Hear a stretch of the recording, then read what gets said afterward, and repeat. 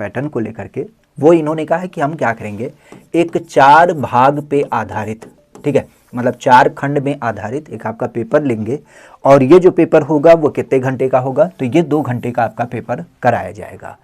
इस 2 घंटे के पेपर की जब बात की जाए तो इसमें क्या होंगे, कुल आपके 160 क्वेश्चन पूछे जाएंगे और इस 160 क्वेश्चन के सापेक्ष क्या होगा, आपको कुल 400 अंक जो होंगे वो दिए जाएंगे, ठीक है। तो इन्होंने कहा कि 2 घंटे का पेपर कराएंगे जिसमें 400 अंकों का पूरा सिलेबस होगा और इस 160 क्वेश्चन पूछे जाएंगे, मतलब हर एक खंड से क्या होगा, 40-40 क्वेश्चन पूछे जाएंगे। जैसे सामान्य हिंदी की बात की तो इससे 40 क्वेश्चन होगा।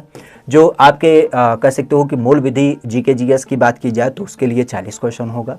गणित की जब बात की जाए तो गणित के 40 क्वेश्चन और रीजनिंग की जब बात की जाए तो इसके आपके 40 क्वेश्चन होंगे। ओवरऑल एक 40 क्वेश्चन के सापेक्ष में, मतलब एक भाग के लिए ये 100 नंबर देंगे। मतलब हम सीधे शब्दों में कहें तो एक क्वेश्चन जो होगा वो आपका लगभग 2.5 अंकों का हो जाएगा, ठीक है।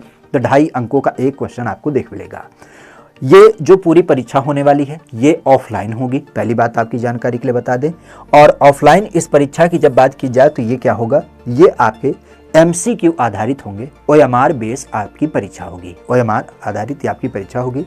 तो जैसा कि मैंने बताया 2 घंटे का पेपर होगा, 400 अंकों का पेपर होगा जिसमें क्या होगा 160 क्वेश्चन आपसे पूछे जाएंगे।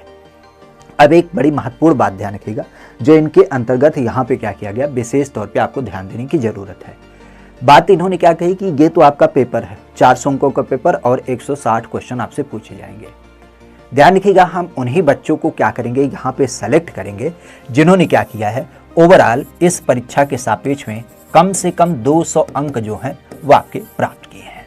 तो इन्होंने कहा कि टोटल जो विषयांक है उसके सापेक्ष यहाँ पे क्या होना चाहिए, कम से कम 50% अंक जो है वो प्राप्त होने चाहिए। मतलब 400 अंकों का पेपर है तो कम से कम आपके 200 अंक जो है वो अगर आप प्राप्त करते हैं तभी आप आगे के लिए काउंट किए जाएंगे, नहीं तो फिर आपको क्या कर दिया जाएगा, बाहर कर दिया जाएगा, ठीक है। तो ये बात विशेष तौर पे ध्यान रखिएगा।